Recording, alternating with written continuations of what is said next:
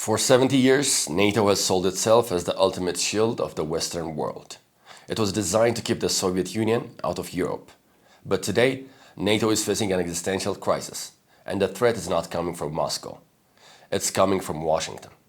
Over the last 48 hours, US President Donald Trump has issued a blunt ultimatum to his European allies. Send your navies to the Middle East to clear the Strait of Hormuz or face a very bad future for the alliance. Let us be clear about what is happening here. Washington and Tel Aviv launched a massive unilateral military campaign against Iran. They called it Operation Epic Fury. They promised a surgical war.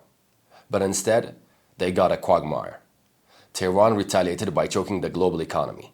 Iran has laid mines and deployed suicide drones across the Strait of Hormuz. 20% of the world's oil supply is trapped. Prices have surged past $110 per barrel. Washington is looking at the mess it created, and it's handling the mop to Europe. President Trump is demanding a global naval coalition to force the strait open, but Europe is hesitating. And why? Because sending a destroyer into a narrow waterway lined with Iranian hypersonic missiles is not a peacekeeping mission. It is a suicide mission. Is NATO a mutual defense pact, or is it simply America's global maritime police force? Let's look at all the facts. To understand the panic in Washington, look at the geography.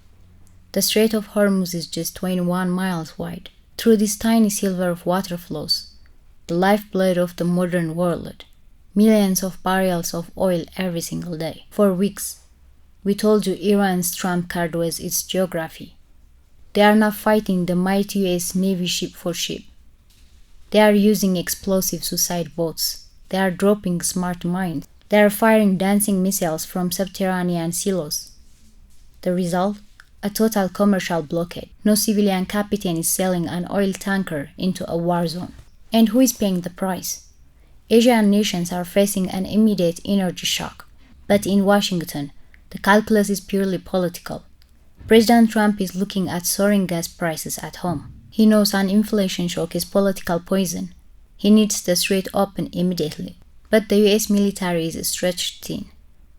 They are burning through billion-dollar interceptor missiles. So, what does Washington do when it overextends itself? It demands burden sharing from its allies. But this time, the allies are not picking up the phone. Let's look at Donald Trump's actual threat. He said if NATO does not contribute warships, the alliance faces a very bad future. In Trump's vocabulary, that means America might walk away. It's a classic protection racket. Pay up or you are on your own. But let's examine the sheer hypocrisy here. NATO stands for the North Atlantic Treaty Organization. Its charter is designed to protect member states if they are attacked in Europe or North America. The Persian Gulf is not the North Atlantic. European leaders are furious. Washington initiated this fire, and now Washington wants London, Paris, and Berlin to act as the fire brigade. Imagine you are British Prime Minister Keir Starmer. Your economy is struggling. You are funding a proxy war in Ukraine. Now, the US wants you to send the Royal Navy into a waterway raining with Iranian hypersonic missiles. If a British destroyer is sunk by an Iranian Sajil missile, what will Keir Starmer tell his people? That British sailors died for an American war the UK did not start? Europe is trapped. If they comply, they become combatants in a catastrophic Middle Eastern war. If they refuse, Trump might blow up NATO, leaving Europe exposed to Russia. It's a geopolitical hostage situation, and Washington is holding the gun. While the West bickers, the rest of the world is watching. For years, the Global South has been lectured about the rules-based international order. We were told Western military interventions bring stability, but look at the stability we have today.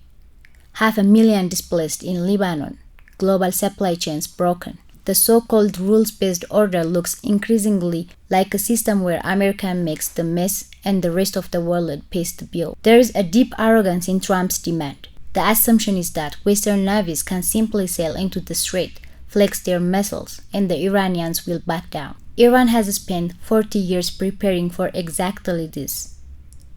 They built a military for the shadows, thousands of cheap, disposable attack drones, maneuverable ballistic missiles. If NATO sails into the Strait of Hormuz, they will not be sailing into a quick victory.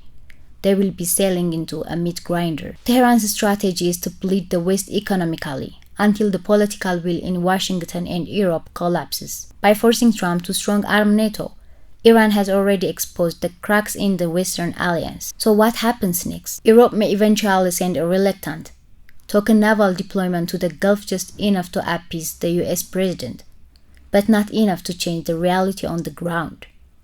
But the damage is done. You cannot maintain a mutual defense pact through extortion. You cannot claim to defend the free world when you hold a gun to the head of your own allies. The crisis in Hormuz is about the realization that the United States can no longer dictate terms to the Middle East, and it can no longer command Europe without resorting to threats. The NATO alliance may survive this week, but the illusion of Western unity, that might have just sank in the Persian Gulf days ago.